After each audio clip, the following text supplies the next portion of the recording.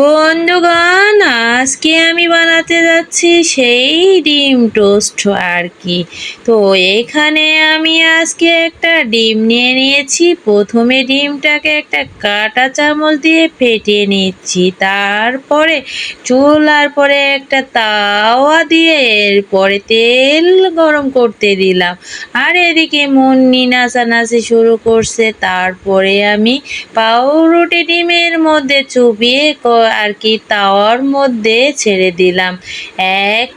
এখন আমি একটা কাঁটা চামচ দিয়ে এগুলাকে সুন্দর করে নাড়াচাড়া করে তারপরে টোস্ট বানিয়ে ফেললাম, মুচমুচা টোস্ট। তারপরে আরও 3 পিস সুন্দর করে ভাজিয়া টোস্ট করলাম।